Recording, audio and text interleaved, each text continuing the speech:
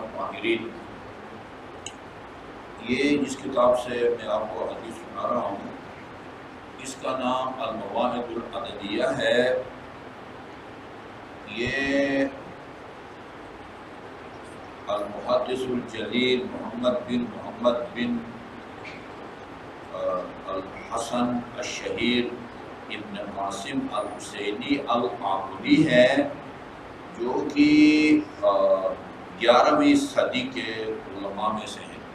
اچھا، اس کتاب کے اندر روایت کے آخر میں انہوں نے حوالہ نہیں دیا ہوا ہے، لیکن اب تک جتنی روایتیں یہاں سے میں بیان کر چکا ہوں، میں جب جا کے سرچ کرتا ہوں اس کا ایک ایک جملہ لکھتا ہوں، وہ ہماری مستند کتابوں میں، بہار میں، اصول کافی وغیرہ میں مل جاتے ہیں، یعنی مستند کتاب ہے۔ اچھا، اس میں ایک روایت نقل کی ہے، فرمایا ہے آپ نے کہ جو آدمی مسجد میں داخل ہونا چاہتا ہے یا مسجد داخل ہونے والے، اس کی 10 خصلتیں ہونی چاہیے۔ یعنی یہ کہ آدمی جب مسجد میں جائے تو یہ ان 10 کاموں کا خیال رکھے۔ للداخل فی المسجد 10 خصال، مسجد میں داخل ہونے کی 10 داخل ہونے والے آدمی کی 10 خصلتیں ہیں۔ نمبر 1 ان یتعاہد خفیہ او نعلیہ۔ اب یہ نعلین کا لفظ پتہ نہیں کیوں استعمال ہوا ہے، یعنی جب مسجد میں داخل ہو تو اپنے جرابوں کا اور نعلین کا خیال رکھے۔ یہ نہیں کہ چوری سے بچائے، یہ مراد نہیں ہے، یہ کہیں آلودہ نہ ہو، گندے نہ ہو، تاکہ مسجد جو ہے نا وہ صاف رہے۔ وہ تو وہ باہر کے سنبھالے نا، وہ تاکہ یہاں سے ٹھیک ٹھاک جو ہے نا قیمتی قسم کے جوتے بھی وہ چرا لیے گئے ہیں۔ یہاں مراد ان کو سنبھالنا مراد نہیں ہے، یا تعاہدہ کا مطلب خیال رکھنا ہے، خیال رکھنا۔ جیسے نماز کے بارے میں جو روایت آپ سناتے رہتا ہوں، خطبہ امیر المؤمنین کا، تعاہدوا امر الصلاۃ وحافظوا علیہا، نماز کا خیال رکھو، اس کی پابندی کرو۔ یہ وہی لفظ یہاں بھی استعمال ہوا ہے، خیال رکھنا۔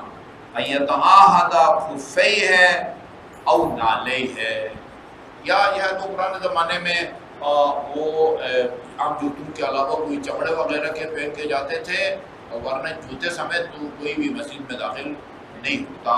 بہرحال حتیٰ ننگے پاؤں بھی آئے تو خیال رکھے کہ پاؤں جو ہے وہ آلودہ نہ ہو، تاکہ مسجد کا فرش جو ہے وہ گندا نہ ہو۔ دوسری چیز اس کا خیال رکھنا چاہیے، ان یبدأ برجلہ الیمنی، مسجد میں جب داخل ہو تو دایاں پاؤں آگے رکھے، دایاں پاؤں رکھے۔ اچھا، آگے نہیں لکھا ہوا ہے، لیکن دوسری فقہ کی کتاب میں لکھا ہوا ہے کہ جب نکلے تو بایاں پاؤں۔ بیت الخلاء کے برعکس، بیت الخلاء میں جب داخل ہو تو بایاں پاؤں کو آگے ہونا چاہیے، اور جب نکلے تو جو ہے نا وہ دائیں پاؤں کو باہر ہونے چاہیے۔ وَإِذَا دَخَلَ يَقُولُ، جب داخل ہو بسم اللہ الرحمن الرحیم، بسم اللہ والحمد للہ والسلام علی رسول اللہ والملائکہ اللہم افتح لنا ابواب فضلک وابواب رحمتک انک انت الوہاب، یہ پڑھے۔ ہاں، ہمیں لکھ کے لگا دینے میں کوئی حرج نہیں ہے، کیونکہ لمبی چھوڑی جو ہے صرف یہ نہیں کہ بس یہ وقت پاس ہو جائے گا، ثواب ہے۔ ہاں، یعنی ایسا کرے تو تمام آداب کا ثواب ہے۔ اچھا، وَأَن يُسَلِّمَ عَلَىٰ أَهْلِ الْمَسْجِدِ، پہلے آپ سے پہلے اگر مسجد میں کوئی مومنین بیٹھے ہیں سلام کرو، السلام علیکم ورحمۃ اللہ وبرکاتہ، اور اگر پہلے سے کوئی موجود ہو۔ وَأَن يَقُولَ إِن لَمْ يَكُنْ فِي الْمَسْجِدِ أَحَدٌ، اور اگر آپ پہلے آدمی ہیں جو مسجد میں داخل ہوئے ہیں، آپ سے پہلے کوئی مسجد میں نہیں گیا، تو آپ یوں سلام کریں، السلام علی عباد اللہ الصالحین، اشہد ان لا الہ الا اللہ واشہد ان محمدا عبدہ ورسولہ۔ یہ اور تیسری چیز جو بھی ہے وہ اللہ یمر بین یدی المصلی۔ اچھا، ایک تو یہ بات ہے کہ نماز کے دوران آگے سے گزرنے سے ہماری نماز باطل نہیں ہوتی۔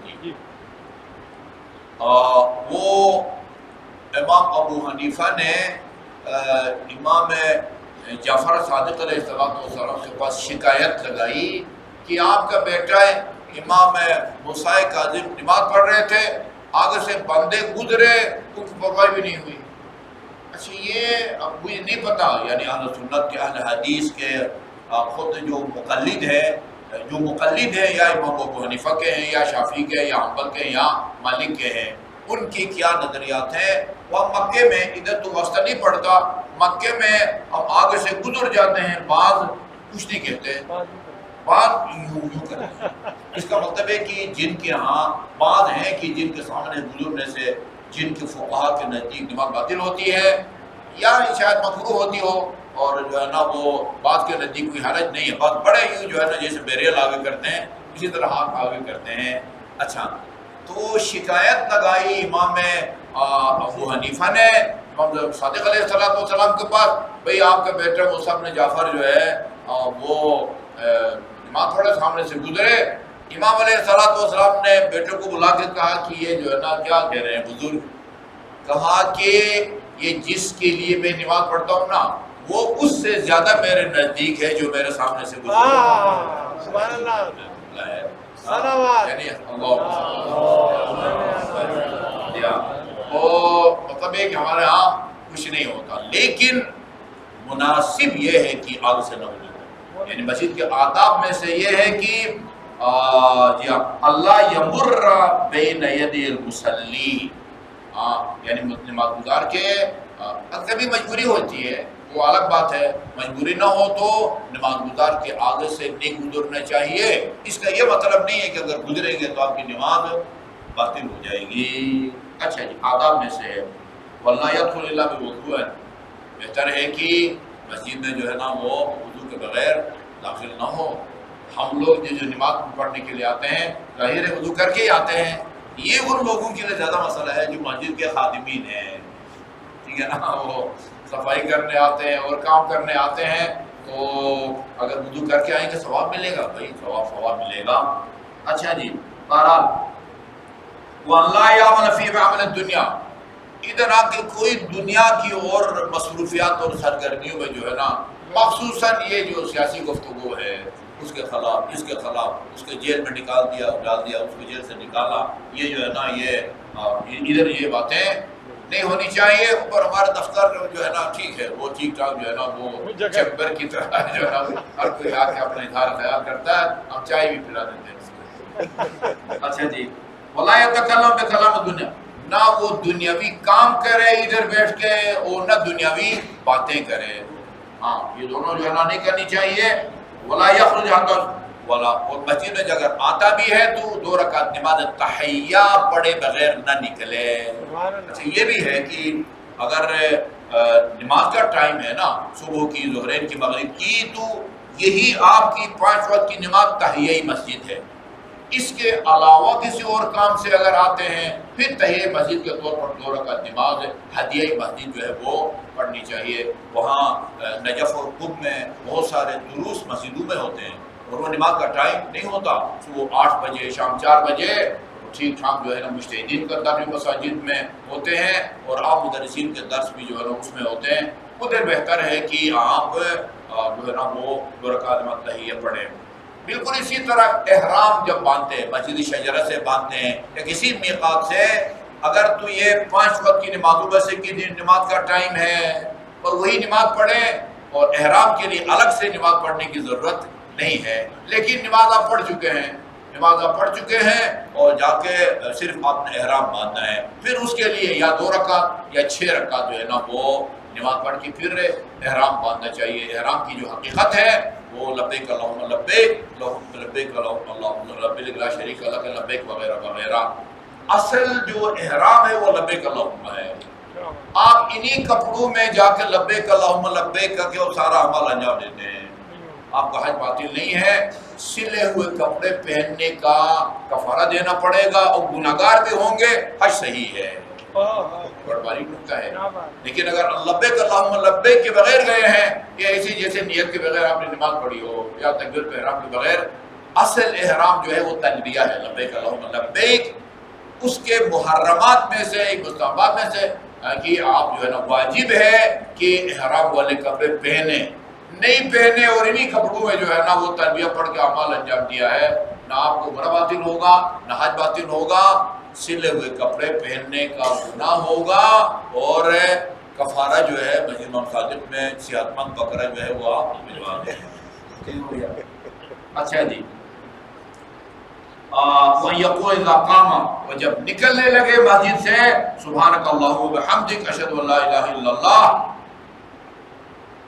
اشہد ان لا الہ الا انت استغفرک واتوب الیک۔ اگلی روایت میں جلدی جلدی سنا دوں۔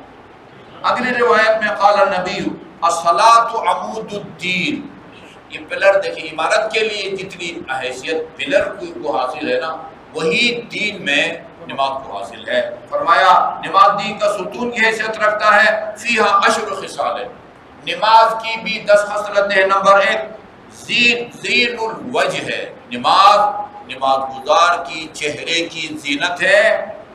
نور القلب، دل کی روشنی ہے، دل روشن ہوتا ہے، دل سے تاریکی دور ہوتی ہے نماز کے نتیجے میں۔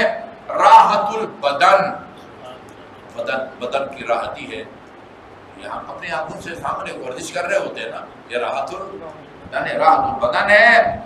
انس القبور، وہ قبر میں بندہ جو ہے نا وہ تنہائی محسوس نہیں کرتا، یہ قبر میں مونس اور غمخوار ثابت ہوتی ہے نماز۔